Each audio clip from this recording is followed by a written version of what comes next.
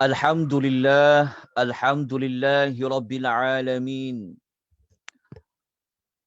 Alhamdulillahi rabbil alamin. Wassalatu wassalamu ala ashrafil anbiya'i wal mursalin. Wa ala alihi wa sahbihi ajma'in. Ashhadu an la ilaha illallah wahdahu la syarika lah. وأشهد أن محمدا عبده ورسوله اللهم صل وسلم على نبينا محمد وعلى آله وصحبه ومن تبعهم بإحسان إلى يوم الدين أما بعد.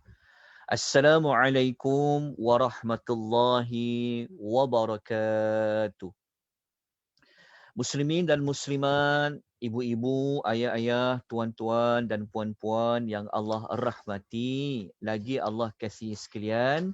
Alhamdulillah pada pagi ini sekali lagi kita dapat bersama-sama dipertemukan oleh Allah. Allah memberikan kepada kita hidayatul taufiq untuk kita berada pada majlis ilmu yang mana pertemuan kita pada setiap Isnin di bawah anjuran Persatuan Wanita Islam Prihatin, kita membicarakan tentang tajuk besarnya adalah Fadail A'mal, iaitu kelebihan-kelebihan beramal. InsyaAllah pada pagi ini kita akan menyebutkan tentang amal-amal soleh yang kita lakukan, kita akan mendapat kelebihan. Kelebihan dari sudut apa? Berdasarkan kepada tajuk, amal-amal yang kita akan bicarakan pada pagi ini, kelebihannya adalah dari sudut mendapat doa daripada para malaikat. Dalam erti kata lain, untuk memudahkan kita faham, ada amal-amal yang kita buat, amal-amal yang kita buat itu kita akan didoakan oleh para malaikat. Maknanya malaikat-malaikat ini mereka sentiasa berdoa kepada Allah untuk siapa? Untuk manusia yang berada di muka bumi ini jika dia melakukan sesuatu amal-amal yang tertentu. Oleh sebab itu, tajuk kita letakkan pada tajuk yang pada poster, pada hebahan tu, doa daripada para malaikat. Mungkin ada di kalangan tuan-tuan yang sempat membaca nota yang telah diedarkan. Jadi bagi rakan-rakan yang berada yang menonton secara langsung di FB Akademi Tadabbur, anda boleh melihat di bahagian komen saya telah letakkan link Google Drive, boleh dapatkan nota pada pagi ini, ia berada di sana. Termasuklah kepada rakan-rakan yang melihat, kawan-kawan, tuan-tuan dan puan-puan yang menonton secara langsung di Zoom ini, tuan-tuan boleh dapatkan link Google Drive di bahagian chat yang telah saya lampirkan sebentar tadi. Moga-moga kita semua dapat menggunakan sebaik mungkin nota yang telah dibekalkan. Kerana segala maklumat yang kita nak sampaikan pada pagi ini, kebanyakannya ia memang berada di dalam nota. Namun begitu, ada beberapa maklumat tambahan, tuan-tuan dan puan-puan perlu membuat catatan sepanjang kita belajar pada pagi ini. Sebelum kita memasuki kepada amal-amal yang jika kita lakukan, para malaikat mendoakan kita, kita kena tahu terlebih dahulu tentang status, tentang kedudukan, tentang kemuliaan para malaikat di sisi Allah. Kita tuan-tuan dan puan-puan suka jika ada orang lain doakan kita. Bahkan kita kadang-kadang kita jumpa orang-orang yang soleh kan, kita jumpa alim ulama, kadang-kadang kita selalu minta kepada mereka, doakan saya ya Syekh, kita kata, doakan saya ya Ustaz, doakan saya ya sekian-sekian, kita minta. Tetapi ada makhluk Allah Subhanahu wa taala yang dia sangat soleh. Makhluk Allah ni namanya adalah malaikat yang tidak pernah melakukan dosa kepada Allah. Tidak pernah tidak mengikuti arahan Allah dan tidak pernah meninggalkan larangan dari Allah, perintah dari Allah, tidak pernah. Ia digelar di dalam Al-Quran dengan gelaran malaikat. Malaikat ni dia ada banyak nama. Secara tak langsung, apabila malaikat mendoakan kita, kita boleh letak di bawah tajuk berkat malaikat. Berkat malaikat tu, berkat dari sudut apa? Berkat doa malaikat. Jadi untuk kita kuatkan maklumat ni, untuk kita kuatkan, untuk kita buat amal-amal yang malaikat doakan kita ni, kita kena tahu dulu macam mana ibadah yang dibuat oleh malaikat di sisi Tuhan. Kita kena tahu maklumat itu dulu. Supaya kita, kalau boleh tak nak terlepas sedikit pun doa yang dibaca oleh para malaikat. Jadi kita kukuhkan dengan maklumat, terlebih dahulu, ibadat para malaikat. Apa malaikat ni buat sebenarnya? Di langit-langit sana, malaikat ni buat apa? Pada langit yang pertama sampai pada langit yang ketujuh. Sebab tu sangat bagus kalau kita boleh belajar tentang malaikat. Kita akan rasa kebesaran Allah tu. Kita akan bertambah-tambah keagungan Allah tu, kita boleh lihat secara jelas. Caranya macam mana?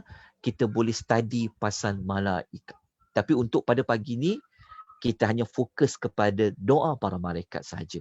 Doa yang apa? Doa yang baik-baik. Malaikat ni, dia ada juga doa yang buruk untuk manusia. Tapi itu nanti insya-Allah kita akan belajar juga. Tapi kita nak belajar dulu apa doa-doa yang baik-baik para malaikat buat kepada yang mereka doakan untuk kita semua. Jadi ayat rujukan kita yang pertama pada pagi ini, kalau kita nak kenal malaikat. Malaikat ni dia termasuk alam ghaib. Perkara ghaib. Kalau perkara yang kita tidak boleh lihat dengan mata kasar kita, macam malaikat, maka kita sangat bergantung kepada wahyu.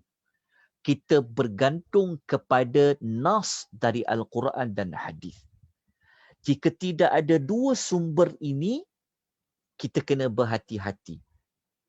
Sebab yang tahu pasal malaikat, alam malaikat adalah Allah dan adalah Rasul.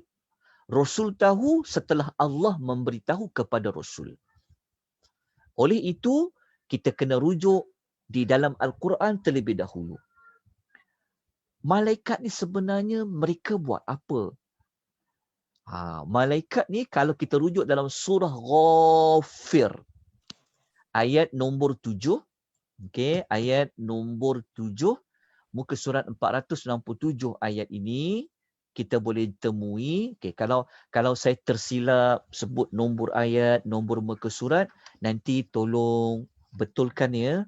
Tolong betulkan. Saya sangat hargai kalau ada mana-mana yang boleh membetulkan kesalahan dan kesilapan saya.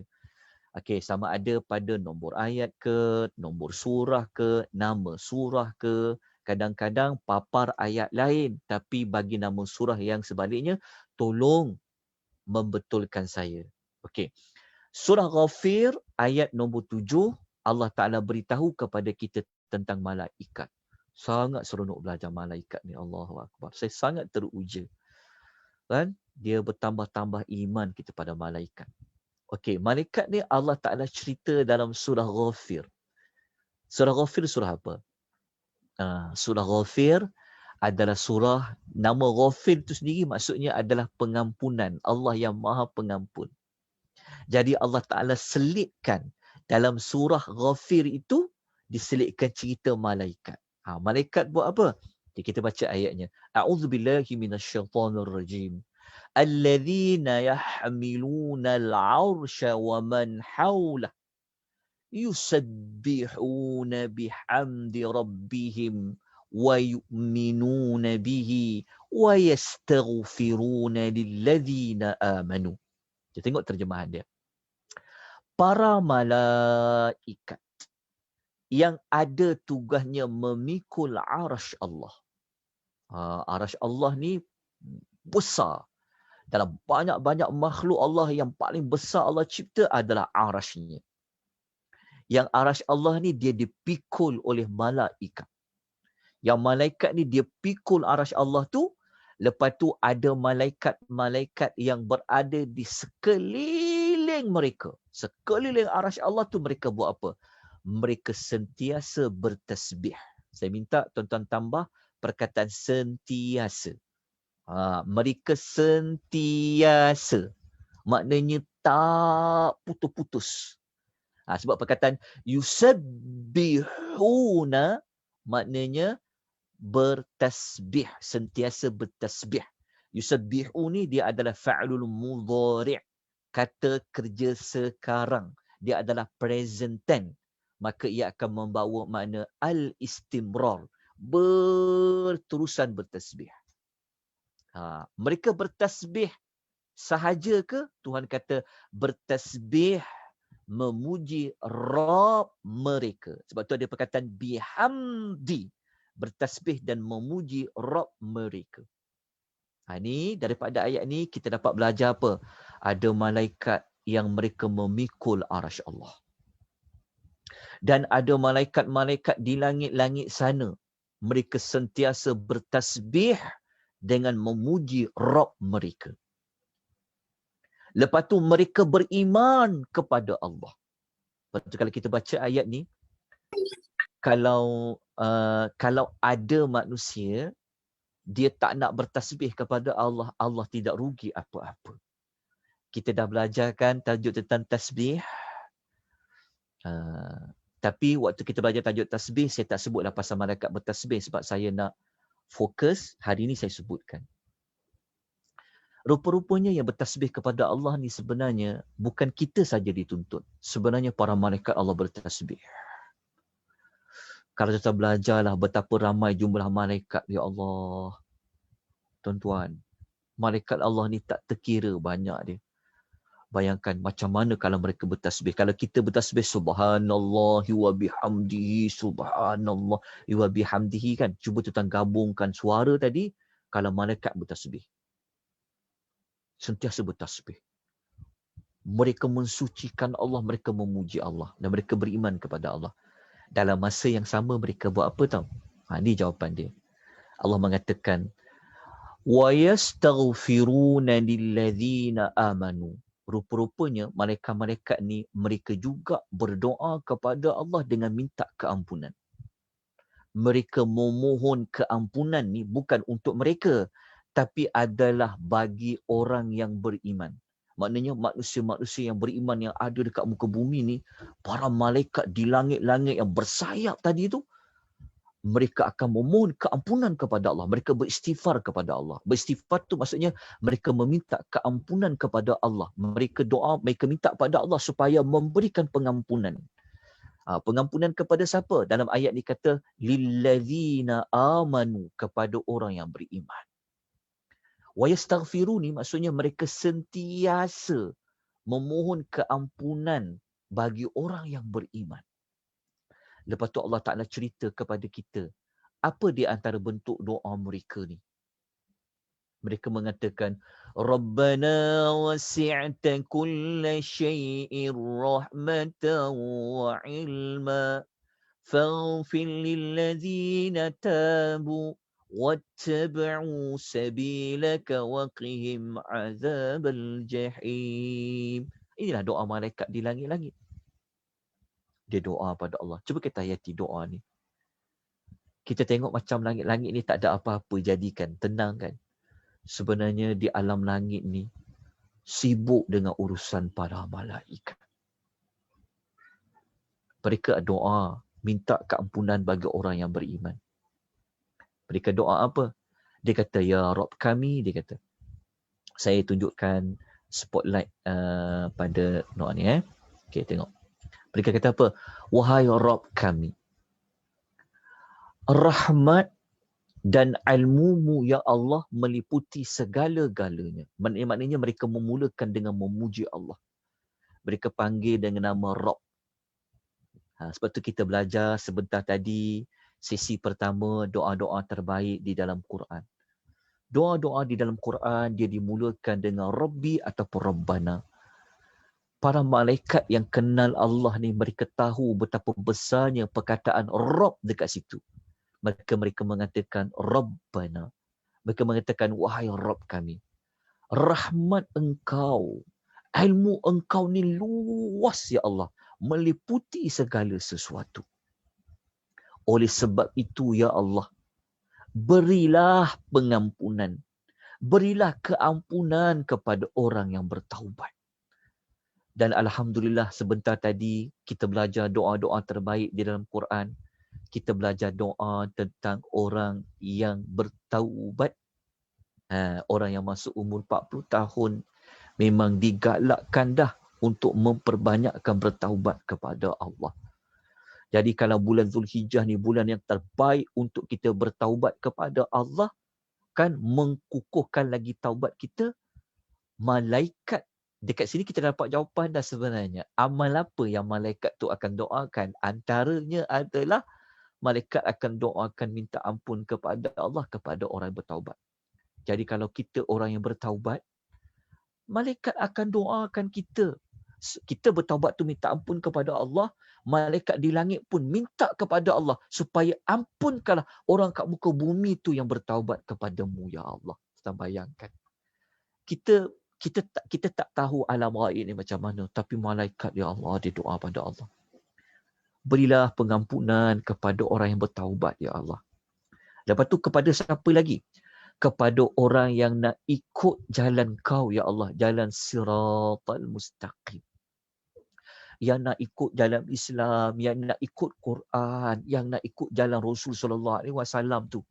Nak ikut surah-surah Nabi ni, malaikat doa supaya orang itu ya Allah kau bagilah pengampunan kepada mereka. Lepas tu malaikat doa apa?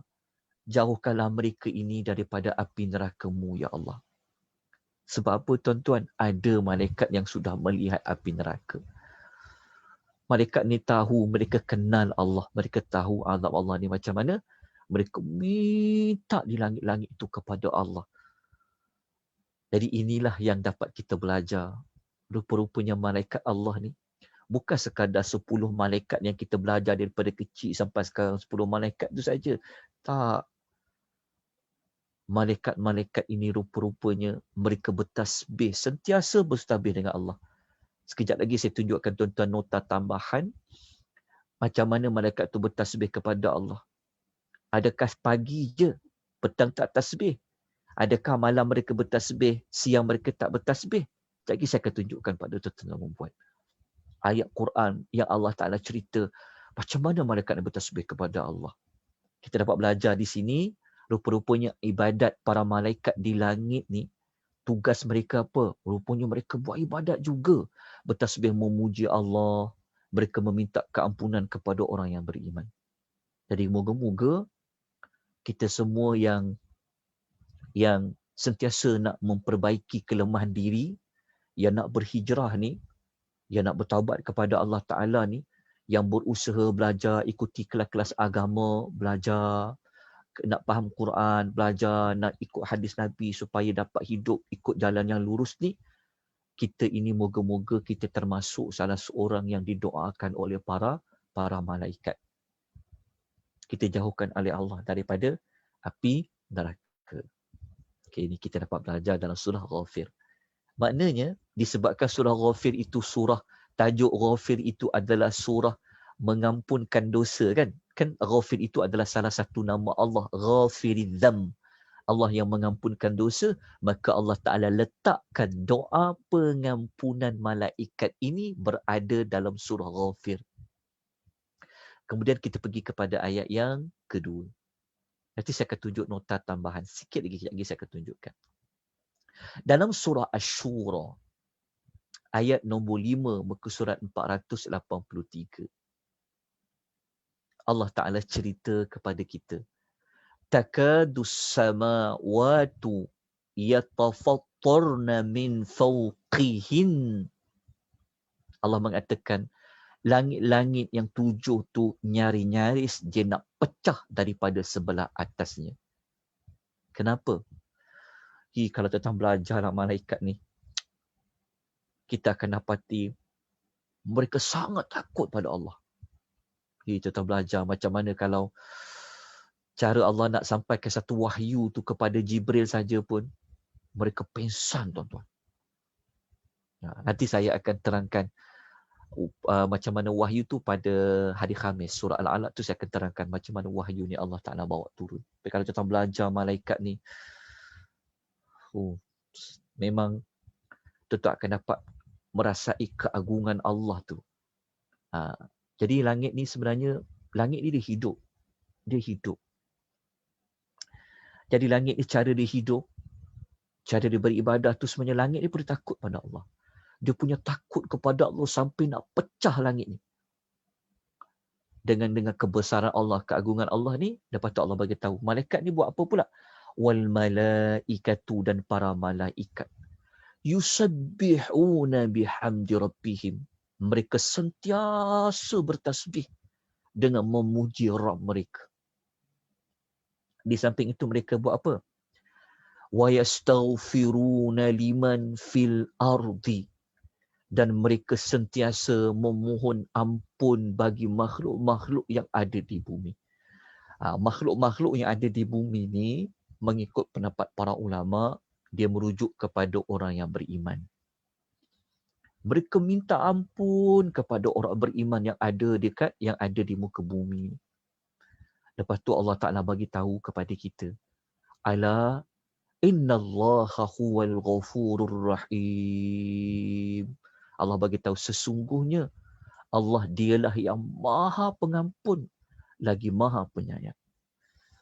Maknanya Allah bagi tahu setelah Allah menyebut malaikat di langit itu memohon keampunan untuk makhluk yang dekat muka bumi ni, Allah Ta'ala kuatkan bahawa Allah Ta'ala itu Tuhan yang maha pengampun dan Tuhan yang maha penyayang bagi orang-orang yang beriman.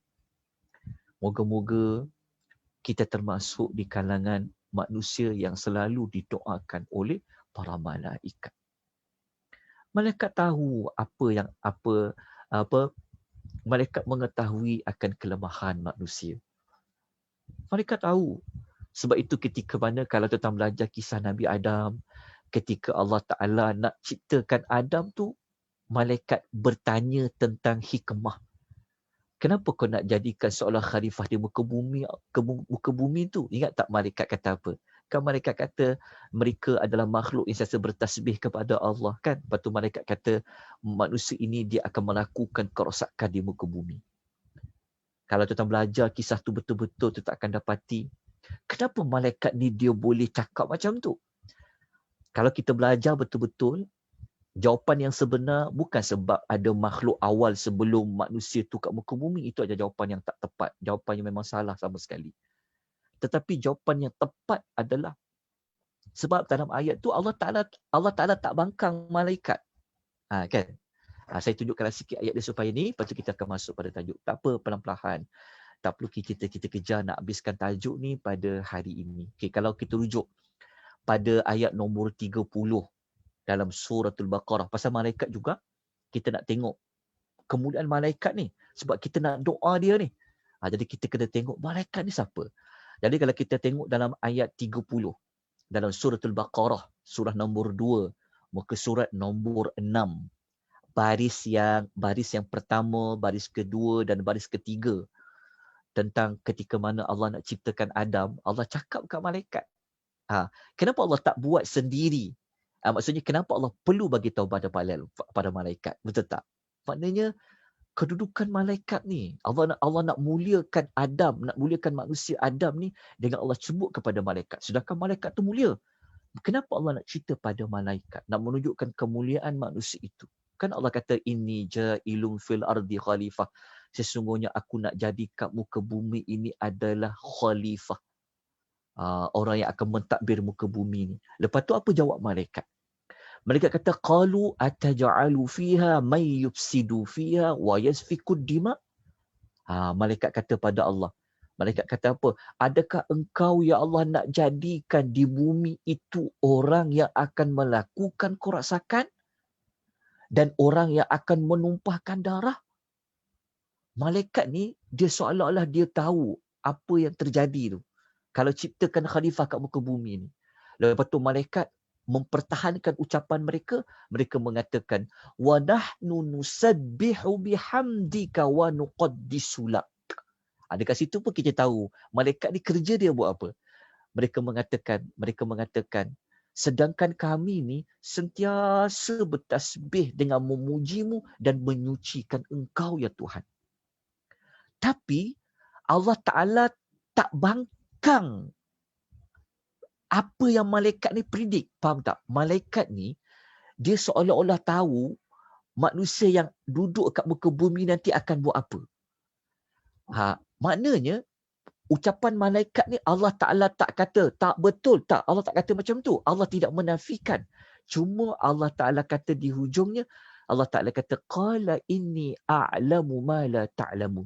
Allah mengatakan, sesungguhnya aku lebih mengetahui apa yang kau tak tahu.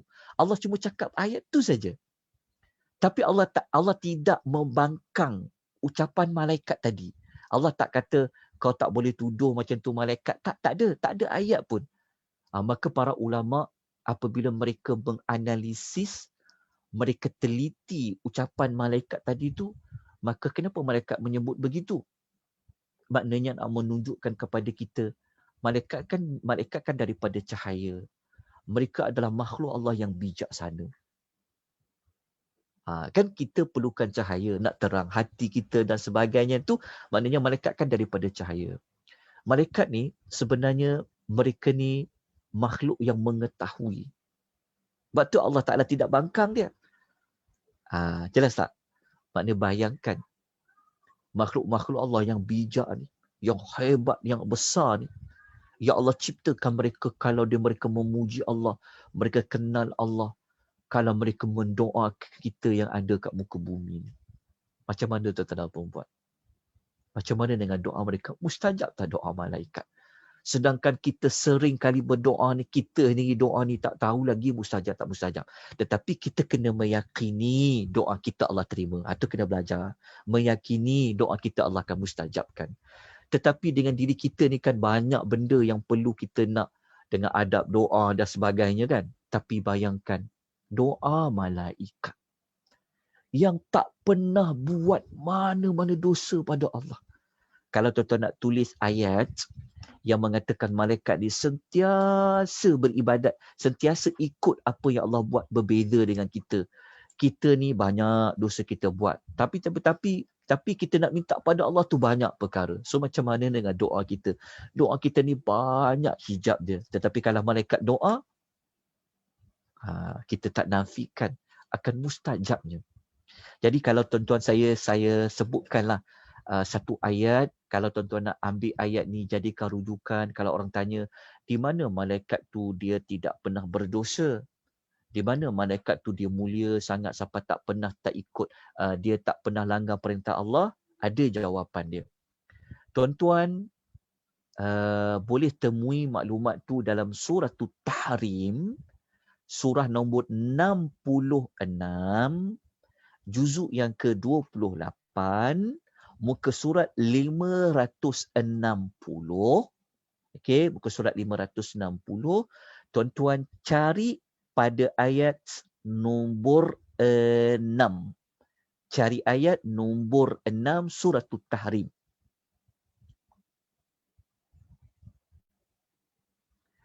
Tuan-tuan cari ayat nombor 6 surah Tahrim baris yang ke-12. Kita akan jumpa satu perkataan Allah bagi tahu, Allah memberitahu kepada kita malaikat ni apa? La ya'sunallah. Mereka tidak pernah buat maksiat kepada Allah.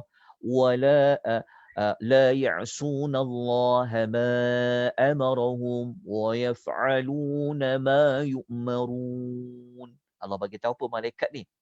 Allah bagi tahu bahawa malaikat ni dia tidak pernah mendahaka kepada setiap perintah Allah dan mereka pula tetap melakukan apa yang Allah perintahkan. Mulianya malaikat yang kita nak belajar pada pagi ini tentang doa mereka yang kita sangat harap-harapkan.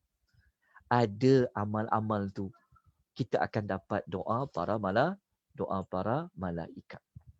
Moga-moga kita termasuk dalam doa para malaikat. Kita berharap sangat-sangat pada Allah agar kita termasuk di kalangan manusia didoakan oleh para malaikat. Okey, kita dah kukuhkan maklumat tersebut. Okey. Saya akan tunjukkan pada tuan-tuan nota tambahan. Nota ni saya bagi kemudian. Saya terlupa banyak sangat benda nak buat, saya akan bagi kemudian. Okey, tajuk dia tentang malaikat lah, ibadat malaikat. Ni saya kongsikan maklumat ni ketika ajar tajuk pasal malaikat bab akidah. Okey, tuan-tuan nampak tak doa yang saya nak paparkan ni? Doa dah bentuk word, nampak tak?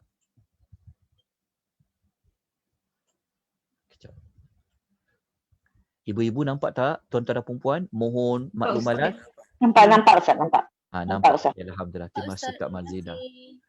Okey. Okey, cuba tengok ya. Saya besarkan sikit lagi. Nanti saya bagi nota ni, insya-Allah. Saya mohon maaf ya atas kekurangan, saya terlupa sangat nak berikan ni pasal malaikat ni. Okey. Yang kita sebut tadi ya, kita belajar dulu ibadat malaikat sebab apabila kita tahu tentang ibadat malaikat ni, kita dapat tahu tentang betapa berharganya nilainya doa pada malaikat tu. Kita kena tengok kesolehan dia. Maka kita nak tahu kesolehan para malaikat ni, kita tengok ibadat apa yang mereka buat. Jadi yang tadi saya sebut apa? Mereka ni mereka bertasbih. Nanti kita dah dapat pada ayat tadi tu. Okey, dalil dia apa? Dalil dia surah Ghafir tadi kita dah sebut ya. Ayat nombor 7. Alhamdulillah dah selesai. Okey, dah sebut tadi. Okey. Kalau kita baca, kita tengok okey, kita baca dekat sini. Kita okey. Okey.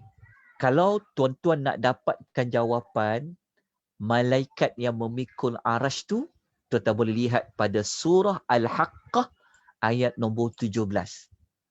Surah Al-Haqqah ayat nombor 17, tuan-tuan akan mendapati ada arash Allah dipikul oleh 8 malaikat.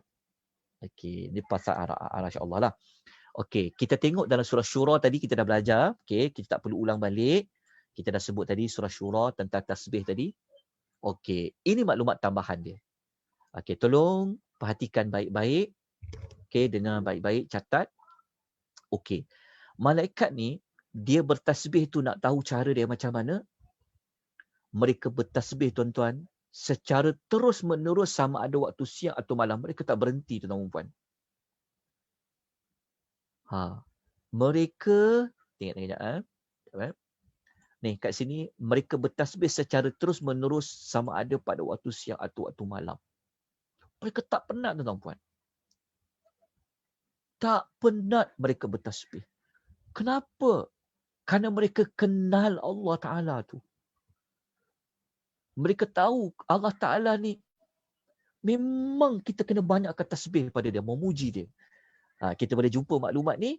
Tuan-tuan tulis Suratul Anbiya, okey, ayat nombor 20.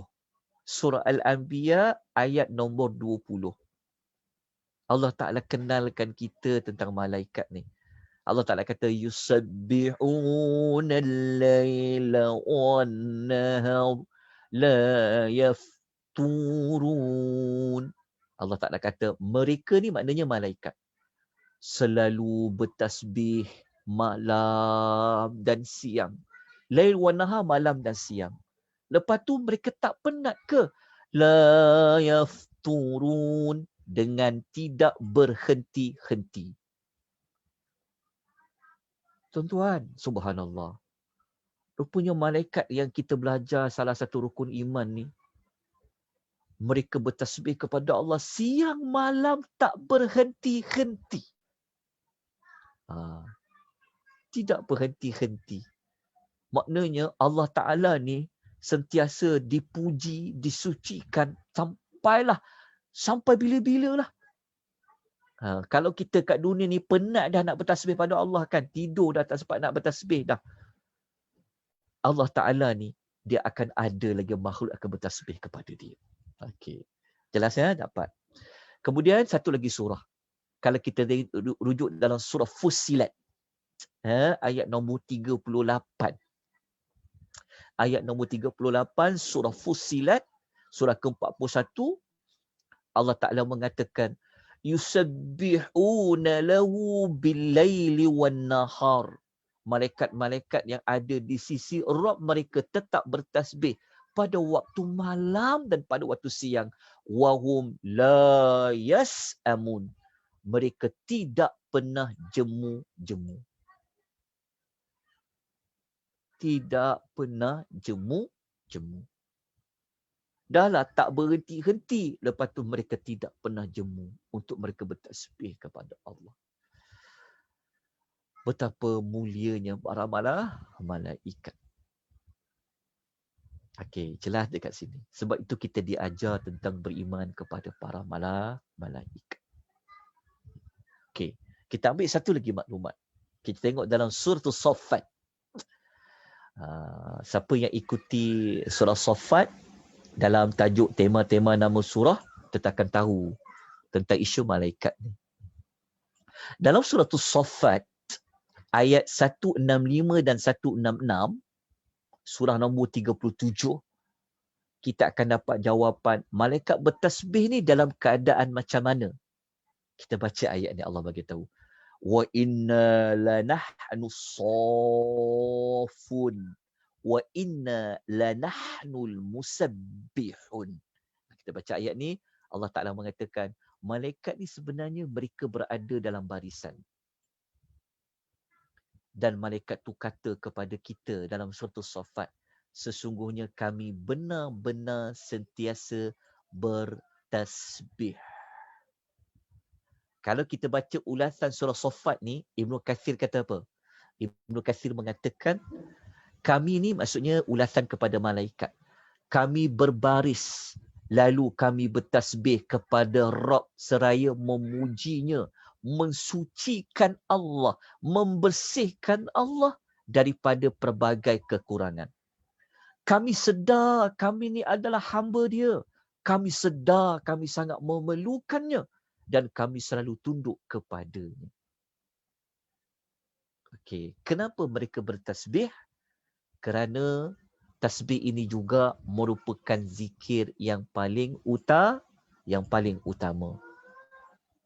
Okey, seperti mana yang Nabi sallallahu alaihi wasallam menyebutkan, memberi jawapan apabila ada orang tanya kepada Nabi sallallahu alaihi wasallam.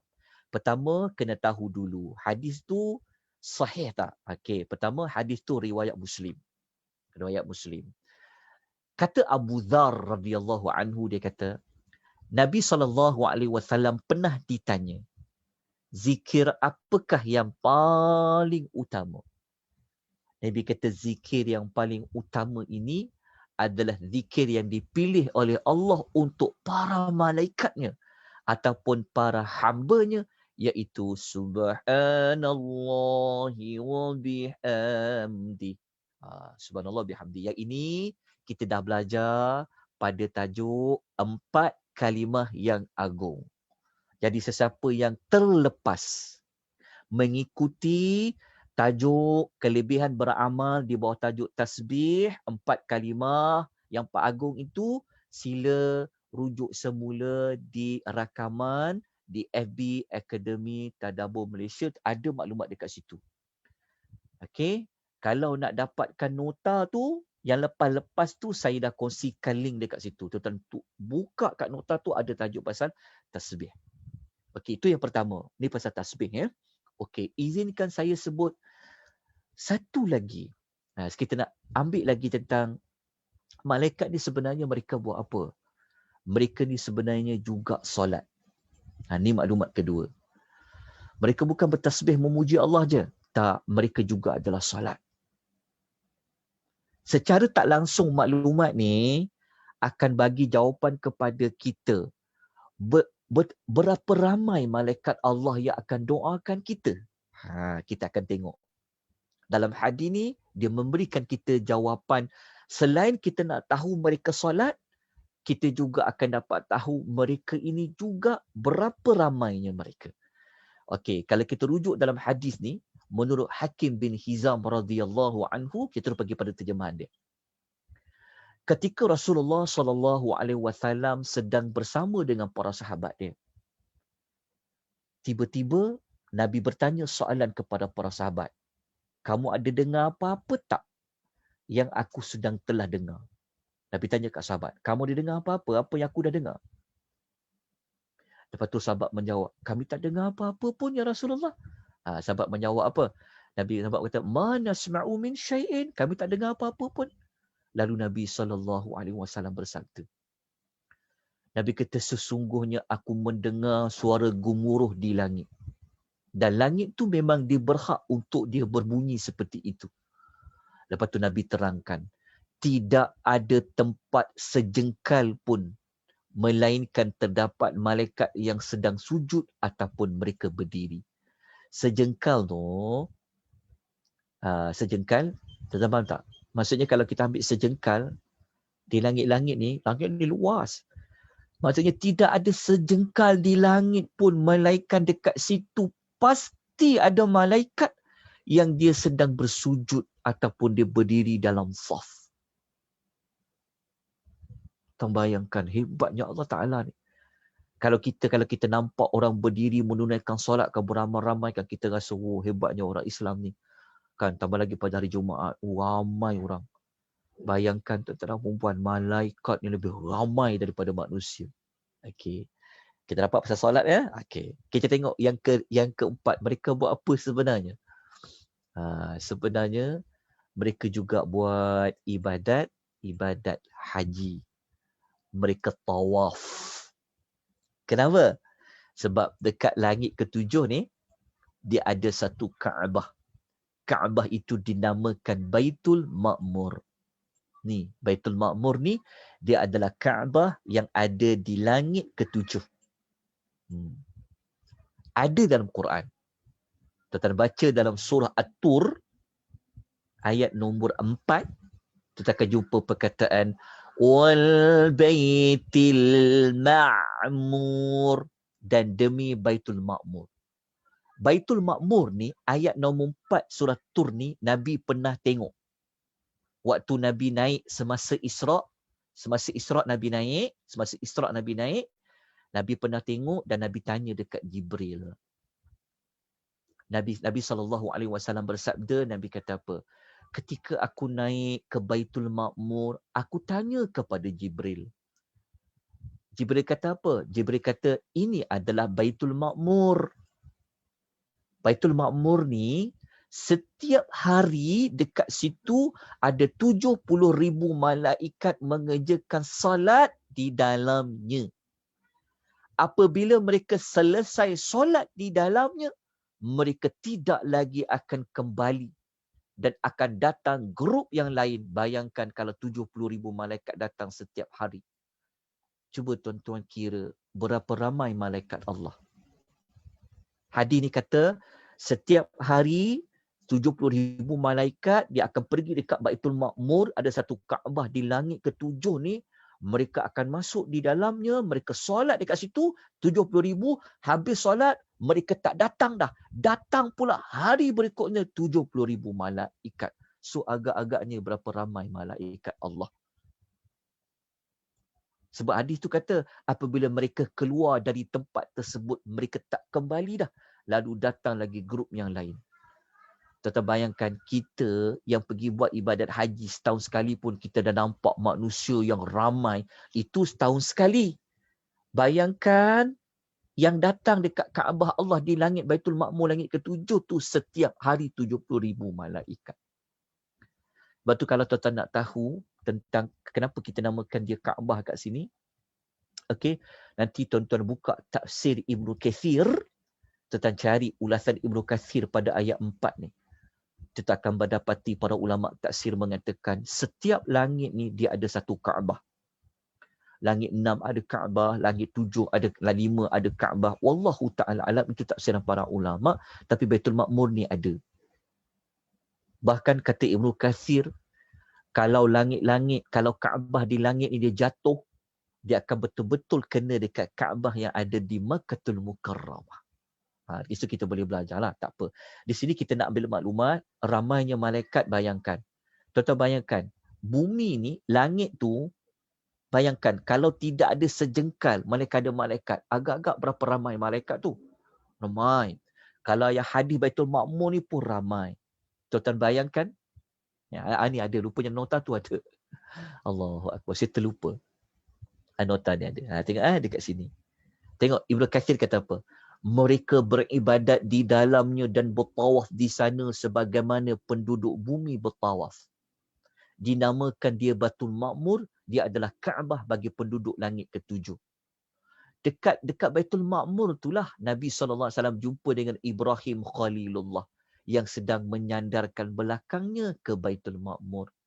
Kenapa Nabi SAW jumpa Nabi Ibrahim dekat Baitul Ma'mur, Nabi Ibrahim sedang bersandar? Dia kan membina Kaabah di muka bumi, maka sudah pasti pahala itu sama dengan amal perbuatan mereka. Kata Ibnu Katsir, pada setiap langit terdapat rumah ibadat yang mana di dalamnya para penghuninya beribadat dan mengerjakan salat. Sedangkan nama Kaabah di langit dunia itu dinamakan sebagai Baitul Izzah. Wallahu a'lam. Ni ulasan siapa? Ini adalah ulasan Ibnu Katsir. Okey, kita pergi yang keempat. InsyaAllah kita masuk tajuk tu sikit. Perlahan-lahan kita belajar. Kita kenal dulu malaikat pada pagi ini. Yang kadang-kadang kita tak kenal pun malaikat ni. Yang kita tahu beriman dengan malaikat. Beriman pada malaikat. Ada 10 malaikat. Itu saja. Moga-moga hari ini Allah beri kita banyak manfaat. Okey. Malaikat ni keempat merasa takut kepada Allah. Mereka takut tau. Kita nak tengok macam dia takut kepada Allah. Mereka takut kepada Allah kenapa? Sebab mereka tahu tentang Rabb mereka. Sebab apa? Sebab mereka mengenali Rabb mereka.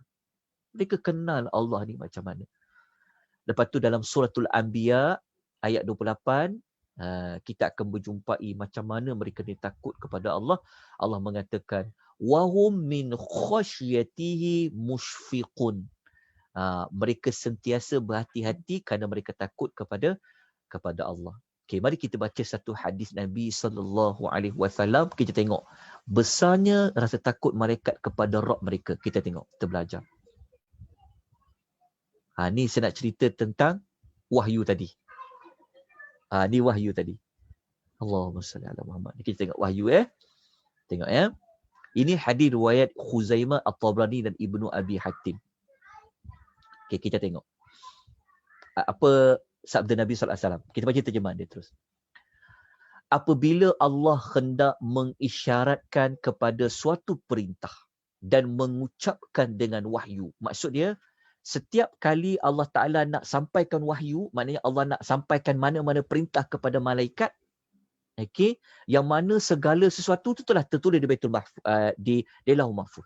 Ketika mana Allah nak isyaratkan sesuatu perintah, nak suruh malaikat ni buat perintah, Nabi kata apa? Pada saat itu langit bergetar dan bergemuruh kuat disebabkan rasa takutnya mereka kepada Allah. Kita dekat bawah ni kita tak tahu, kita tak perasan, kita tak nampak pun. Tapi sebenarnya di alam langit ni penuh dengan kesibukan. Sampai langit tu bergetar, bergemuruh ni. Apabila mereka tahu ni ada perintah Allah nak dijalankan ni. Okey, lepas tu kata Nabi, jika para penghuni langit mendengar tentang perintah Allah tu, mereka akan pingsan. Lalu mereka akan sujud kepada Allah. Yang pertama kali yang akan angkat kepalanya adalah Jibril alaihi salam. Kemudian Allah berbicara kepada mereka dengan wahyu yang dikehendaki. Maksudnya, apabila mereka tahu ni Allah nak bagi satu-satu perintah ni, Allah nak suruh sesuatu benda yang perlu dijalankan ni, malaikat semua pingsan. Maka yang akan terjaga, yang akan bangun terlebih dahulu adalah Jibril. Kerana Jibril lah di antara yang akan mendapat perintah menyampaikan wahyu. InsyaAllah hari Khamis nanti, saya akan ceritakan tuan-tuan macam mana jenis-jenis wahyu yang Nabi SAW terima ketika mana Jibril sampaikan. Kita ikuti kelas pada hari Khamis petang surah Al-Alaq. Saya sedang menyiapkan maklumat-maklumat tu. Okey, kita dah tahu maklumat ni cukup untuk kita sekadar ini untuk pengenalan tentang kemuliaan, kedudukan para malaikat di sisi Allah Subhanahu wa Ta'ala. Tuan bayangkan kalau malaikat itu mulia, kan? Macam mana kalau kelebihan kita, Allah memuji kita di kalangan malaikat. Kita dah belajar dah tajuk kelebihan salawat dan salam, kan? Okey, bagaimana malaikat ni doa kepada Allah? So macam mana doa para malaikat? Sangat mustajab. Sangat-sangat mustajab. Jadi kita sangat-sangat memerlukan doa daripada kalangan para malaikat. Sebab tu kita belajar. Okey, jom kita masuk kepada amalan yang pertama. Okey, ni amalan pertama. Amalan yang pertama ini adalah amalan bagi sesiapa yang dia menunggu waktu solat. Maksud dia apa? Contoh mudah dia macam ni. Kalau kita sembahyang zuhur nanti pukul 1:30 contoh kan. Kita sembahyang zuhur nanti. Lepas kita sembahyang, lepas kita bagi salam tu, kalau kita duduk di tikar sejadah tu, tunggu duduk baca Quran ke, berzikir ke, bertakbir ke, tunggu tu, kan? Itulah di antara maksudnya kita menunggu waktu solat. Soalnya macam ni. Lepas kita sembahyang zuhur, lepas sembahyang zuhur ada waktu asar. Betul? Ada waktu asar. Jadi, kalau lepas kita solat tu, kita duduk berzikir di tikar sejadah, tak kisahlah duduk di mana pun, itulah yang dikatakan kita juga orang yang menunggu waktu solat seperti mana nak tunggunya waktu datangnya waktu asar. Dalam erti kata lain adalah orang yang dia berada di tempat dia solat tu selepas dia habis solat. Orang yang macam tu dia juga dinamakan seperti orang yang sedang menunggu waktu solat yang baru akan datang. Okey, kita tengok hadis dia. Rujukan dia. Selama ni mungkin kita mengabaikan perkara ni. Kita ni kalau boleh nak bagi salam, nak cepat-cepat bagi salam, lepas tu kita nak terus kita bergerak. Betul kan? Kadang-kadang. Cuba kita tengok orang-orang tua dahulu. Orang-orang soleh, orang dulu kan. Suka duduk, dia beratib, maksudnya dia zikir, dia berwirid lepas solat tu lama. Yang dia duduk beratib, berzikir tu, berwirid lepas solat tu, lama-lama itulah yang perkara pertama yang kita nak cerita pada pagi ni. Okey, kita tengok hadis dia. Hadis ni, dia adalah hadis riwayat Al-Bukhari. Kalau hadis riwayat Bukhari ni, kita tak nafikan lagi tentang kesahihannya. Yang mana sabda Nabi SAW, Al-malaikatu tusalli ala ahadikum madama fi musallahu alladhi salla fihi. Para malaikat akan bersolawat. Okey, perkataan bersolawat ni kita dah ulas tajuk solawat dan salam. Sebab tu saya letakkan dulu tajuk solawat dan salam malaikat. Masih ingat lagi kan? Kalau malaikat bersolawat ni maknanya malaikat mendoakan kita, salah satu tafsiran ayat tu. Jadi maknanya para malaikat akan sentiasa mendoakan untuk seseorang di antara kamu selagi mana orang itu berada di tempat dia mengerjakan solat.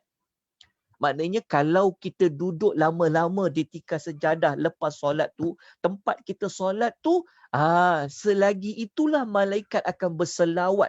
Berselawat tu malaikat akan mendoakan kita. Kalau 1 jam kita duduk berzikir, selepas solat tu, kita tak ke mana-mana, duduk di tempat itu, 1 jam itulah malaikat akan mendoakan kita. Doa apa? Kejap lagi kita akan sambung, kita dapatkan maklumat dia. Lepas tu, dalam hadis ni Nabi syaratkan. Nabi kata, malam yuhdith. Selama mana dia juga belum berhadas. Okey. Nabi kata pertama, dia berada di tempat dia mengerjakan solat tadi dan dia belum lagi berhadas. Okey, apa maksud dia belum lagi berhadas? Kita tengok maklumat yang dipaparkan. Okey, maklumat ini saya ambil dalam kitab Nuzhatul Muttaqin Syarah Riyadhus Salihin. Hadis yang kita baca ni sebenarnya tuan-tuan dan puan, dia ada dalam kitab Riyadhus As-Salihin sebenarnya. Ada dalam kitab Riyadhus Salihin. Hadis yang kita baca ni, ia sebenarnya dalam Riyadhus Salihin, hadis ni dia berada pada bab 190. Tulis catat. Supaya nanti kita balik, ada kitab Riyadhus Salihin, kita nak semak balik. Betul ke Ustaz cakap? Nanti tengok balik. Kita belajar, kita memang macam tu. Lepas kita catat maklumat, kita kalau ada waktu kita rujuk balik supaya mungkin Ustaz tu sampai salah ke, mungkin kita akan dapat maklumat tambahan ke, rujuk. Kalau tuan-tuan ada kitab Riyadhus Salihin, tuan-tuan buka bab nombor 190. Kalau nak cari nombor hadis dia dalam Riyadhus Salihin 1062. Hadis yang ke 1062. Okay, dah catat dah. Bab 190. Dalam Riyadhus Salihin hadis ni ditulis tajuk keutamaan menunggu solat.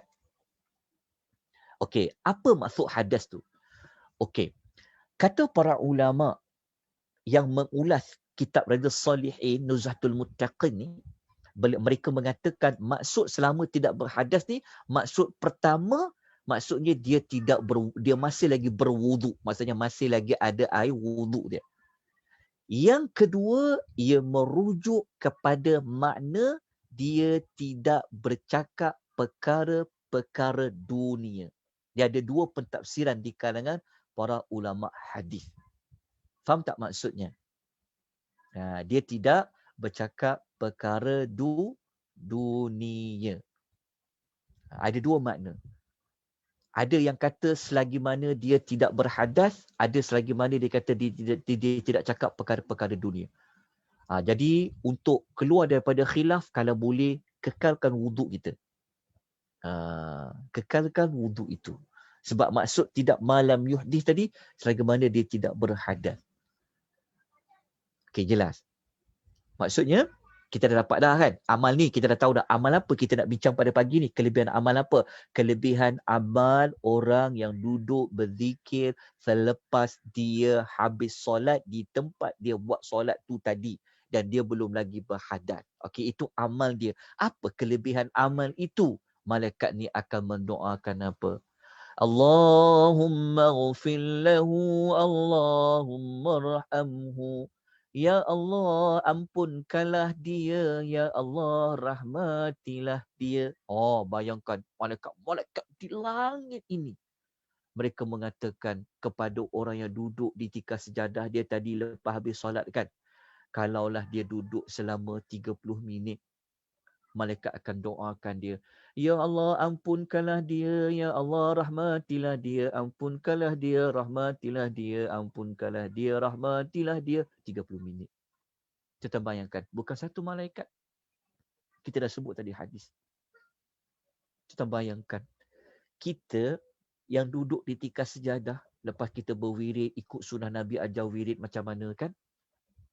Kita baca Quran ke, tambah lagi, ni bulan Zulhijjah ni kita dah masuk Arafah, kita dah digalakkan bertakbir. Kita duduk bertakbir ulang. Allahu Akbar, Allahu Akbar, Allahu Akbar. La ilaha illallah, wallahu akbar. Allahu akbar walillahil hamd. Terduduk bertakbir. Ulang-ulang. Tambah-tambah lagi zikir yang kalimah tahlil tu. La ilaha illallah wahdahu la syarikalah lahul mulku wa lahul hamdu tu. Wa huwa ala kulli syai'in qadir. Nanti rujuk balik nota tajuk kalimah tahlil tu. Kita duduk baca pada hari Arafah ni kan. Duduk lama-lama dalam masa yang sama. Malaikat-malaikat di langit akan minta ampun dosa-dosa yang kita buat tu. Lepas tu malaikat minta Allah bagi rahmat pada dia, bagi rahmat kepada dia. Kalau Allah bagi rahmat kepada kita, syurga kita, tuan-tuan dan puan-puan. Sebab kita masuk syurga dengan rahmat Allah. Tuan-tuan bayangkan, Allahumma salli ala Muhammad.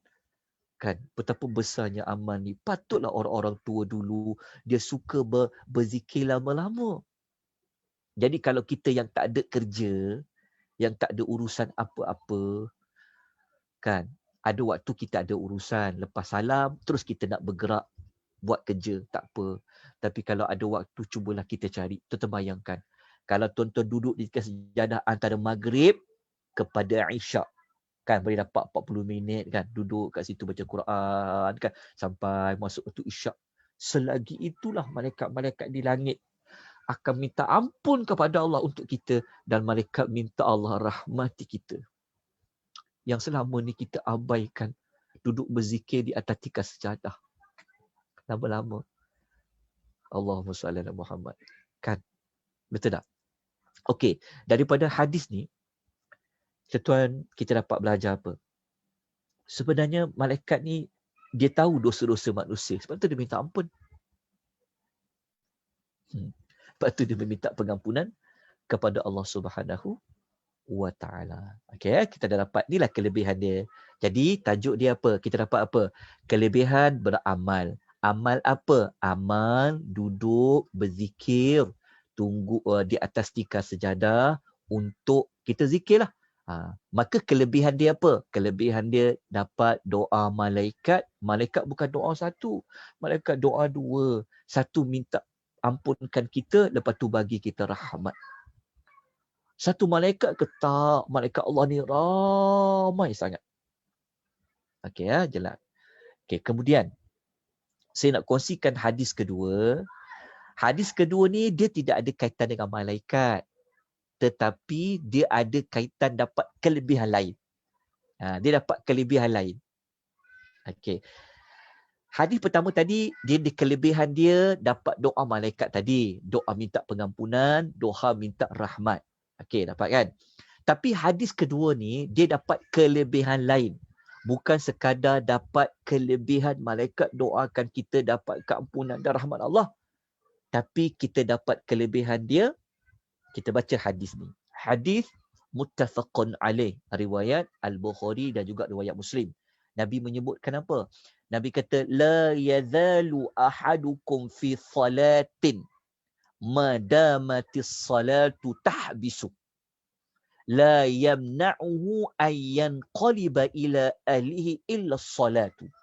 Seseorang di antara kamu sentiasa dicatat macam seperti orang yang sedang solat, selama mana dia tetap diam menunggu solat, tidak ada yang menahannya pulang ke rumah kecuali dia niat untuk tunggu dia solat. Faham tak maksud dia? Contohnya, kalau macam saya pergi solat maghrib, saya sembahyang dekat surau. Okey, sebab paling dekat rumah saya adalah surau. Saya pun sembahyang dekat maghrib, lepas saya sembahyang berjamaah dengan imam. Tapi saya tak nak ke mana-mana. Saya duduk je dekat dalam surau tu, saya berzikir. Niat saya nak tunggu solat apa? Niat saya nak tunggu untuk sembahyang isyak nanti. Jadi saya berada di surau itu tak ada niat lain melainkan niat untuk saya tunggu waktu solat. Maka saya sepanjang itu, antara saya tunggu antara lepas maghrib sampai ke isyak tu, saya dikira orang yang seperti orang yang solat. Faham tak? Walaupun saya tak solat, tapi saya duduk dekat kapet dekat surau tu kan. Kan duduk lepas berzikir tu. Lepas zikir, saya tak ke mana-mana. niat saya nak tunggu waktu solat isyak sampai, maka selama itulah saya dapat pahala macam orang yang falat.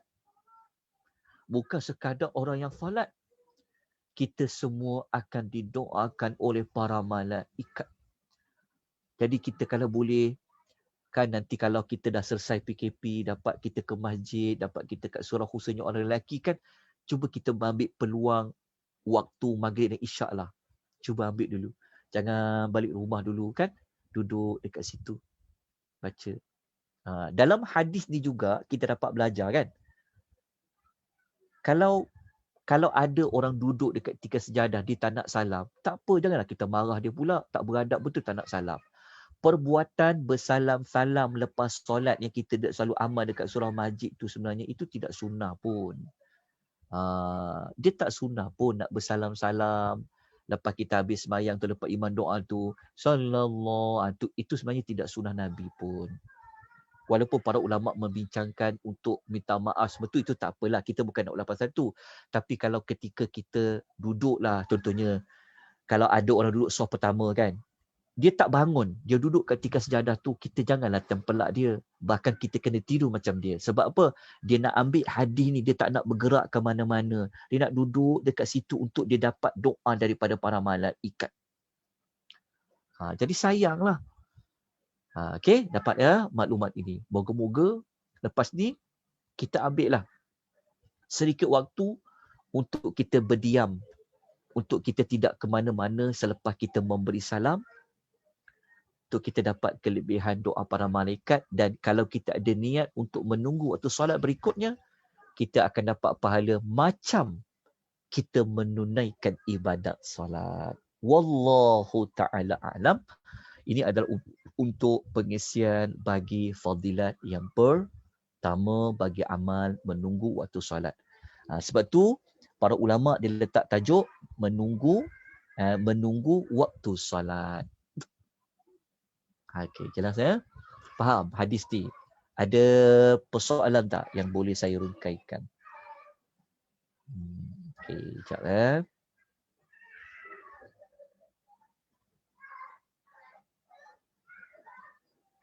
Okey, jelas ya? Okey, saya teruskan yang kedua dulu sebelum kita tangguhkan.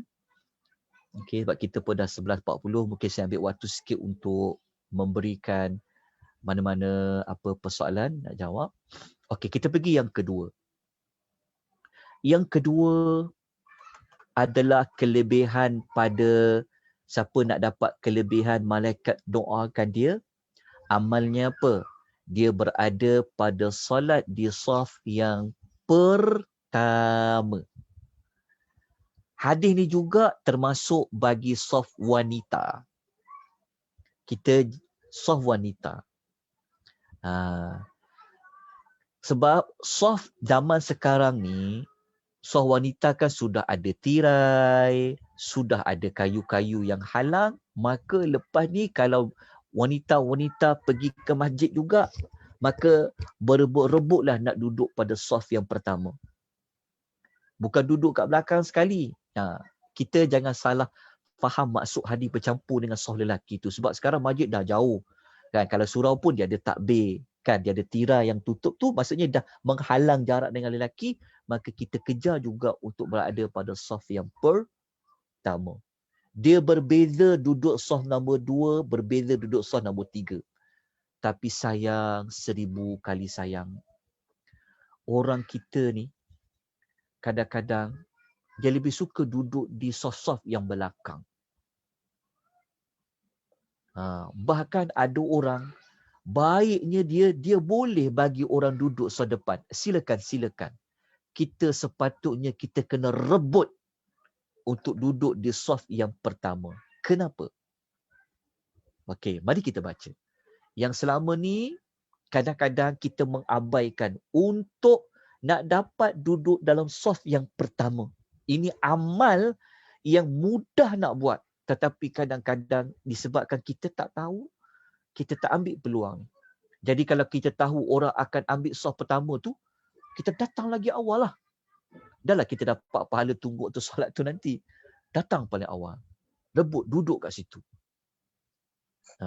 Kita ambil, kita dapat pahala apa. Jom kita baca hadis dia. Dalam nota ini, sekejap. Okay. Saya ada sebutkan 2 hadis, kita ambil hadis yang pertama. Ini hadis rujukan kita. Hadis ni hadis sahih. Okay. Riwayat At-Tirmizi nombor hadis 1957. Okay. Kalau tuan-tuan nak rujuk hadis ni dalam Riyadhus Salihin, kalau tuan-tuan nak rujuk hadis dalam Riyadhus Salihin, tuan-tuan tuliskan nombor bab dia. Okey, hadis ini dalam Riyadhus Salihin dia berada pada bab 194. Bab ke 194. Bab 194. Okey, hadis yang kita nak baca riwayat Tirmizi ni, kejap. Maafkan saya. Yalah, ada pada hadis tu. Okey. Hadis yang kita nak baca ni. Ya, Cik Rahmat. Siapa? Dapat tak? Kita baca hadis ni. Sabda Nabi SAW, "Innallaha wa malaikatahu yusalluna 'ala sufufil uwali." Sesungguhnya Allah dan para malaikatnya bersolawat kepada orang yang solat di saf yang pertama. Allah dan para malaikatnya bersolawat kepada orang yang solat di saf yang pertama. Nak menunjukkan bahawa betapa besarnya kelebihan berada pada saf yang pertama. Allah berselawat kepadanya. Allah juga akan malaikat juga akan berselawat. Okey. Siapa yang dah ikuti kelas selawat, dia akan tahulah apa makna Allah berselawat, apa maksud malaikat berselawat. Saya ulang semula lah. Dalam nota tu ada. Allah berselawat maknanya adalah pujian Allah ke atas hamba-Nya di sisi para malaikat. Maksudnya kalau kita duduk dalam saf pertama kan, dalam mana-mana solat, Allah Ta'ala akan puji. Allah akan sebut. Tengok haji tu duduk saf pertama, selalu duduk saf pertama. Allah puji. Hamba itu di sisi para malaikat, dalam malaikat termulia. Bayangkan Allah puji pula kita di kalangan makhluk yang mulia. Tak bangga kita. Lepas tu pula maksud kedua kata Allah memberikan rahmat. Okay, itu maksud Allah berselawat. Kalau malaikat berselawat, maknanya malaikat mendoakan dan malaikat juga memohon keampunan.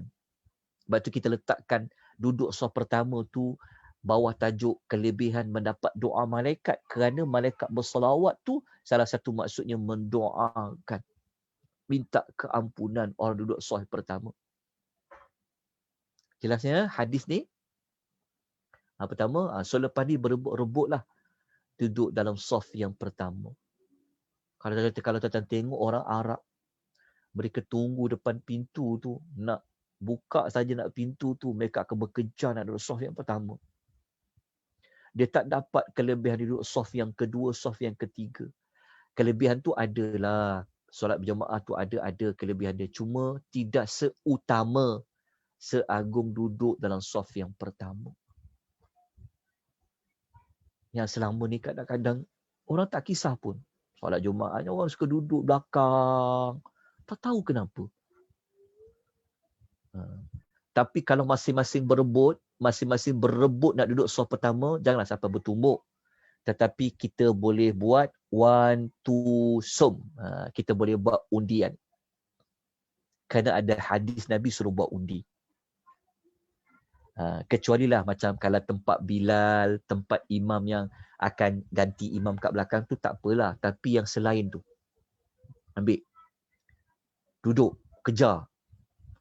Kalau masing-masing berebut, contohnya kita nak sampai, ada orang yang sampai juga. Sama-sama sampai. Maka kita ambil hadis ni. Nabi suruh apa? Nabi kata dalam sabda Nabi SAW, "Lau ya'lamun nasu ma fin nida'i wa thafil awal, summa lam yajidu illa an yastahimu alaihi lastahamu alaihi."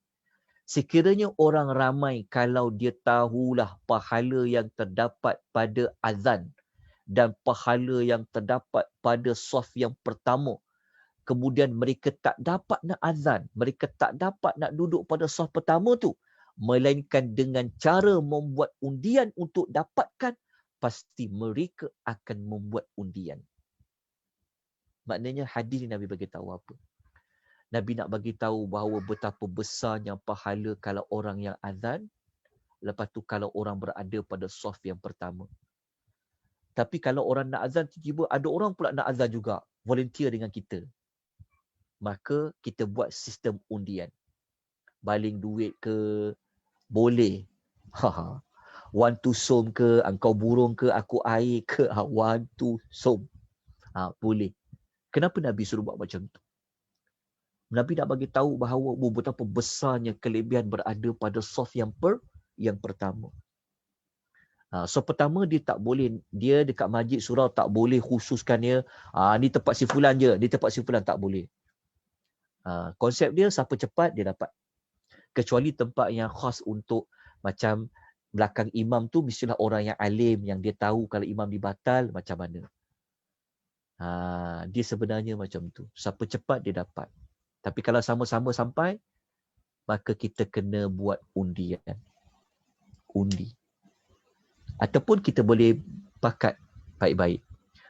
Kalau hari ni aku sampai dulu, aku dulu. Kalau esok kau, kita sama-sama sampai, kau dulu. Buat undian. Kenapa Nabi sebut macam tu? Sebab ada kelebihan dia. Kita nampak amal ni simple je kan. Amal ni semua orang boleh buat. Tapi kadang-kadang orang terlepas pandang.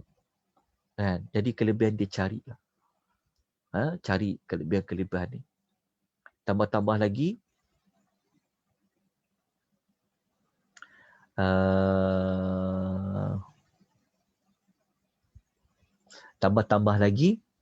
kita berada pada 10 Zulhijjah kan.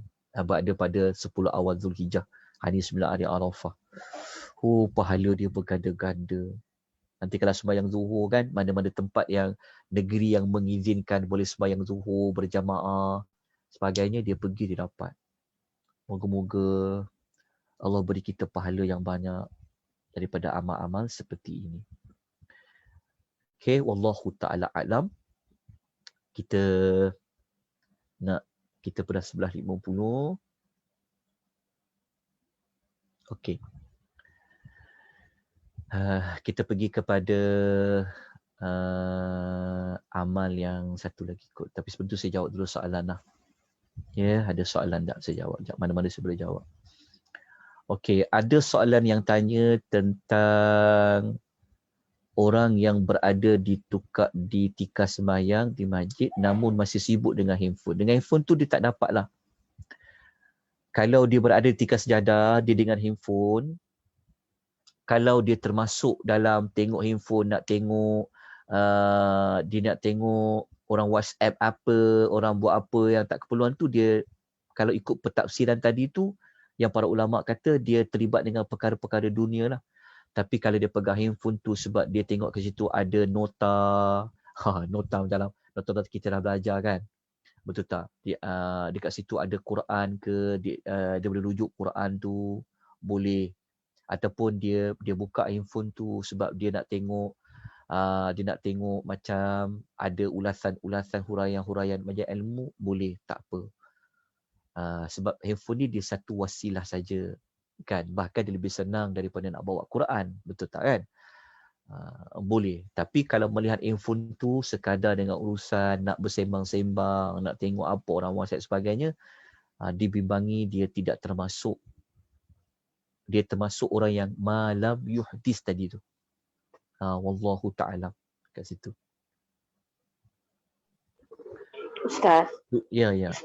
Ustaz, daripada mulakan kelas ni Ustaz, saya memang tersentuh Ustaz.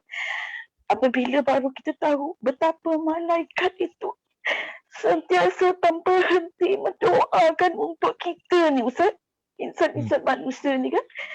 Tanpa henti, Ustaz kata tadi, sentiasa mendoakan dan memohon pada Allah untuk mengampunkan dosa-dosa kita Ustaz.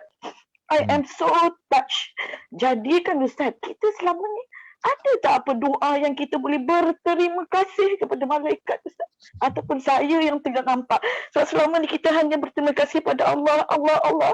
Tanpa kita memikirkan yang malaikat telah banyaknya jasanya pada kita. Sorry Ustaz, saya emo sikit. Minta maaf Ustaz. Tak apa. Dia sebenarnya tak ada pun kita diajar oleh Nabi SAW untuk kita berterima kasih pada malaikat tu. Saya tidak ada, sebab itu memang dah tugas malaikat pun. Dia dah memang tugas malaikat. Cuma cara kita berterima kasih tu, malaikat dia suka dengan benda-benda yang baik lah. Sebab yalah, dengan benda-benda yang baik, benda-benda yang kita buat kebaikan tu sebenarnya kita dah, sebab malaikat tadi kan mereka ibadat kepada Allah. Sebab tu dia kata mereka bersoal jawab tentang penciptaan Adam tadi tu. Jadi caranya adalah dengan kita berkawan dengan dia, kita dapat berkat malaikat ni dengan kita nak dapat berkat malaikat ni dengan kita buat kebaikan. Buat kebaikan, buat amal soleh, malaikat doakan kita. Jadi memang benarlah, memang tidak ada spesifik doa. Tak ada. Okey, terima kasih Ustaz. Okey. Dalam masa yang okey, sila.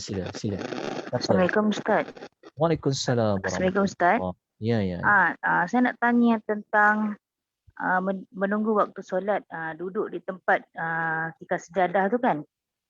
Jikalau kita, saya bangun daripada tikar sejadah dan sambung, contoh duduk di sofa ke untuk sambung membaca Al-Quran dan bertasbih tu, adakah pahala rahmat yang malaikat doakan tu terputus ataupun disambung? Terima kasih Ustaz. Kalau kita tengok pada ayat tu, Nabi sebut fi musallahu, tempat dia solat. Nabi tempat dia solat tu besar maksud dia. Bukanlah bermakna sampai kaki kita ni tak boleh nak, kalau kita duduk tahiyat akhir tu sampai kaki kita tak boleh nak buka kan, sampai kita tak boleh nak bersila, ataupun kita nak berganjak sikit ke kanan, ataupun kita nak berganjak sikit ke kiri kan. Kadang-kadang kita tak boleh nak duduk bersila, kita nak kena bersandar, betul tak? Ada orang duduk dekat tepi dinding, kat surau tu contoh kan. Kalau kita ada sofa, ada kursi, kita duduk boleh sebenarnya. Moga-moga Allah beri. Sebab kita ada keperluan pun. Untuk kita bergerak ke kanan dan ke kiri. Kadang-kadang, yalah kan, kadang kita semayang, kadang kita tak ada tempat kita nak bersandar kan. Sebab mungkin kita tak boleh nak berdiri lama, kita tak boleh nak pinggang kita tak boleh nak duduk bersila lama-lama, mungkin kita perlu tempat nak sofa, kursi boleh. Tapi masih lagi di kawasan tempat dia solat itulah. Sebab Nabi sebut fi musallahu, di tempat dia mengerjakan solat.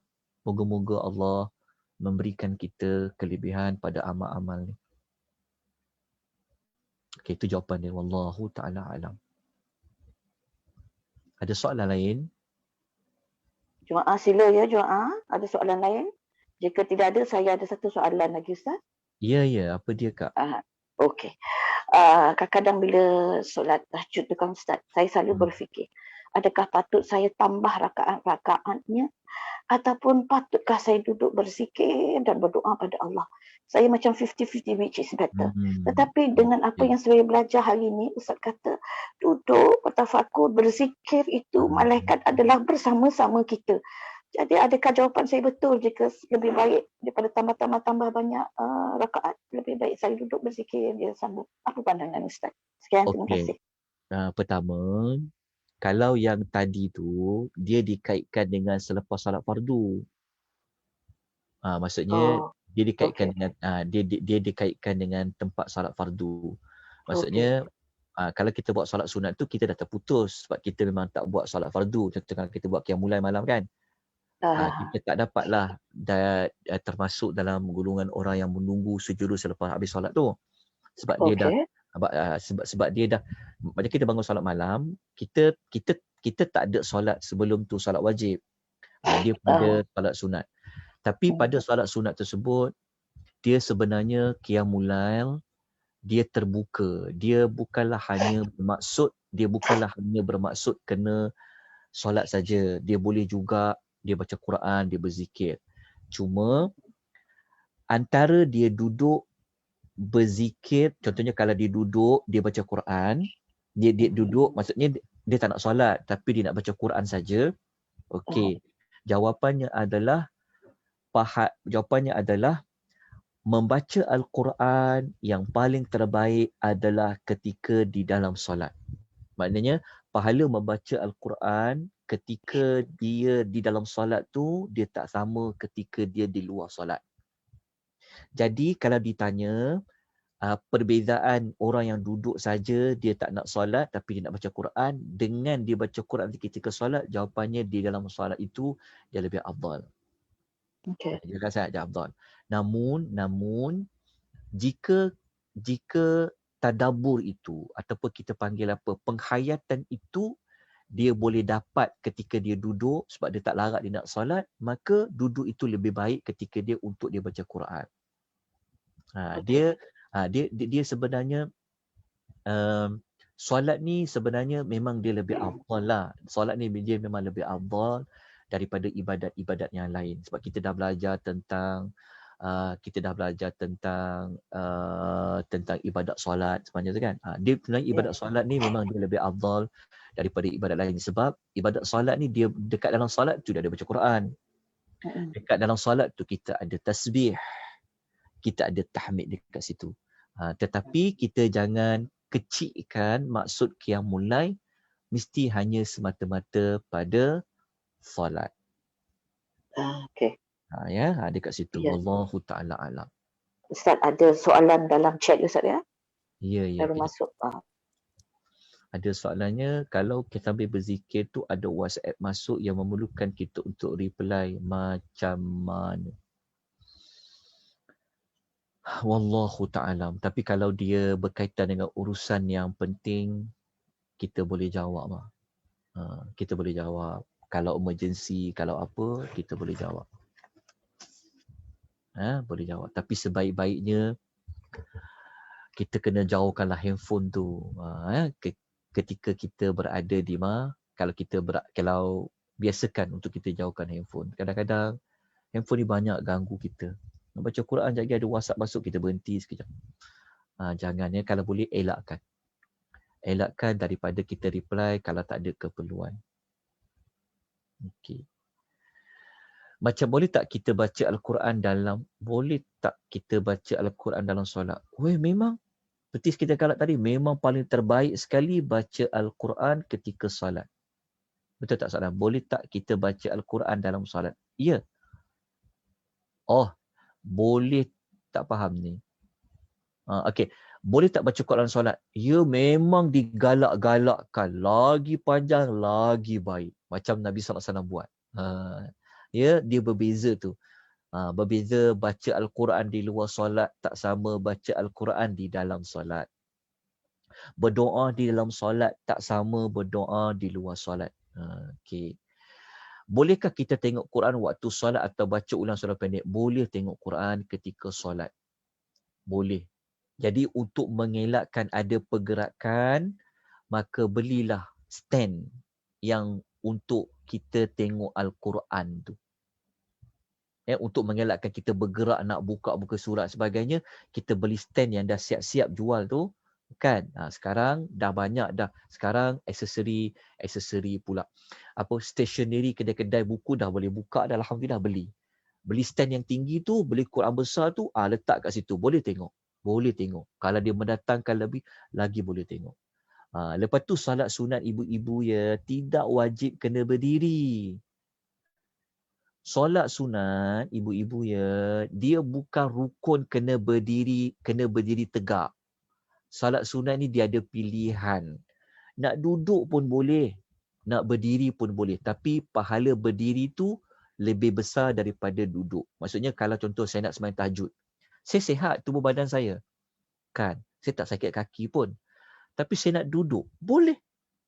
Sebab dia solat sunat. Cuma pahala duduk dapat separuh daripada pahala orang berdiri kalau dia boleh berdiri. Tapi kalau dia memang sakit, dia dapatlah pahala penuh tu. Sebab tu kita jangan salah faham. Solat sunat ni kita diberi pilihan, nak duduk ke nak berdiri. Kita boleh duduk. Okey. Kemudian, okey, sekejap Kalau kita bergerak nak ambil Quran, masih dapat doa malaikat? Dapat doa malaikat tu sebab kita ada keperluan. Dia bukan syarat dia tak boleh bergerak langsung. Boleh kalau ada keperluan. Cuma yang pasal wuduk ni, kalau contohnya kita batal wuduk, lepas tu kita nak ambil wali wuduk tadi. Wallahu ta'ala a'lam soalan ni. Tapi kalau kita ambil pada pendapat kedua kata maksud tu dia bukanlah maksud dalam berwuduk, tapi kalau ulama kata maksudnya tak bercakap perkara dunia tu, bolehlah. Faham tak maksudnya? Hadis tadi tu para ulama berbeza pandangan dari sudut menentukan. Adakah maksud dia malam yuhdis tadi terbatal wuduk ataupun merujuk kepada bercakap perkara dunia. Jadi kalau kita ambil pada pendapat yang kata malam yuhdis tadi, maksudnya tidak berkata-kata perkara dunia, tapi wuduk kita terbatal. Kita pergi ambil sekejap wuduk kita, lepas tu kita duduk balik semula, moga-moga kita dapat pahala seperti pahala yang kita sebutkan pada pagi ini. Sebab salah satu maksud tafsiran hadis tu bukan pada batal wuduk, tapi pada bercakap dalam perkara yang sia-sia. Wallahu ta'ala a'lam.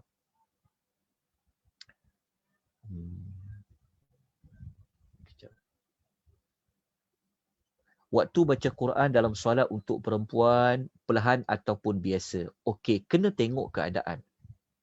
Kalau tuan pernah mengikuti slot, saya pernah, saya tak tahu sama ada. Tuan-tuan ada tak nota tajuk macam tajuk tentang tajuk ni tajuk tahun lepas yang kita pernah bentang tajuk berpuasa macam mana Nabi SAW berpuasa. Dia para ulama macam Al-Imam Nawawi dalam kitab At-Tibyan fi Adabil Hamalatil Quran, okey. Sekejap ya. Al-Imam Nawawi dia dalam kitab At-Tibyan dia kata macam ni. Baca Quran ni nak baca kuat ke nak baca perlahan? Okey, kalau memang ada yang bukan mahram kita elaklah baca kuat tu. Okey, tapi kalau kita duduk dekat rumah kita, yang ada suami kita, yang ada anak-anak kita tengok keadaan. Para ulama bincang tu. Baca Quran secara jahar dengan baca Quran secara perlahan, mana lebih afdal? Dia tengok kepada tujuan kita baca kuat dan tujuan kita baca perlahan. Okey. Jika kita baca kuat, okey, kita dapat faedah. Faedah maksudnya macam ni. Faedah orang lain pun boleh tahu tentang, aku tak baca Quran lagi ni. Kita baca Quran ni boleh mengingatkan orang lain tentang baca Quran, ataupun kita baca kuat tu boleh mengingatkan orang, kena solat ni, solat dah masuk ke? Contohnya begitu, maka kalau macam solat sunat maka boleh. Ataupun kita baca Quran kuat ni kerana nak gerakkan orang bangun tidur, boleh. Kalau tak mengganggu orang lain, tak apa. Tapi kalau kita baca perlahan tu lebih mendatangkan khusyuk, penghayatan, maka baca lebih perlahan tu lebih baik. Ataupun kalau kita baca perlahan untuk mengelakkan, mengganggu orang lain yang sedang tidur dan sebagainya, maka digalakkan membaca secara perlahan. Itu dibincangkan oleh para ulama dari sudut nak baca jahar ke, dia nak baca secara kuat. Itu soalan yang bertanya tentang bacaan ayat Quran tadi. Kalau lepas solat maghrib kita semak bacaan orang baca Quran dalam online, itu dapat termasuk dia termasuk dalam kita berzikir kepada Allah. Boleh. Apa kaedah pun. Kita dengar orang baca Quran pun termasuk juga. Kalau kita duduk di sejadah tu kan, anak kita baca Quran, kita dengar dia baca Quran, macam nak ibu nak dengar, boleh, dia termasuk juga dalam orang yang dia dapat. Sebab kita buat ibadat apa? Kita buat ibadat mendengar orang lain membaca Al-Quran. Dia ada dalam hadis yang kisah Abdullah bin Mas'ud. Yang ingat waktu kita belajar tajuk yang Nabi menangis tu. Nabi menangis apabila Nabi minta Abdullah bin Mas'ud bacakan ayat Quran. Jawapan dia boleh. Mendengar ayat Quran juga dia digalakkan. Membaca Al-Quran juga ia digalakkan. Boleh mendengar. Kita tengok dalam handphone tu kan, ada bacaan Al-Quran, bacaan berlagu, lepas tu ada terjemahan ke tengah. Dia termasuk juga dalam perbuatan zikir kepada Allah Subhanahu Wa Taala. Cuma dia mesti dia termasuk dalam perbuatan berzikirlah pada Allah Subhanahu Wa Taala. Mengikuti Allah, tidak dia melakukan perbuatan-perbuatan yang sia-sia. Nak sembang pasal politik ke, nak sembang pasal bola ke, kan, nak tunggu maghrib masuk, itu tak termasuk. Contoh. Dia khusus. Tapi kalau dia duduk sebelah-sebelah kawan dia bersembang tentang, kawan dia bagi tazkirah dekat dia ke, kan kawan dia bacakan hadis-hadis Nabi ke, ulang, dia termasuk dalam perbuatan orang yang berzikir tu. Moga-moga. Wallahu ta'ala alam. Okay. Yang selebihnya tu, tuan-tuan boleh tanyalah ya kepada mana-mana asatizah yang lain, para ustaz alim ulama yang lain.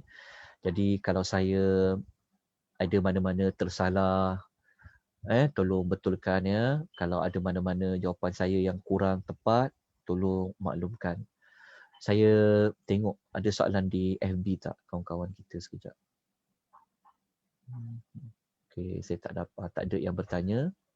Allahu ta'ala alam.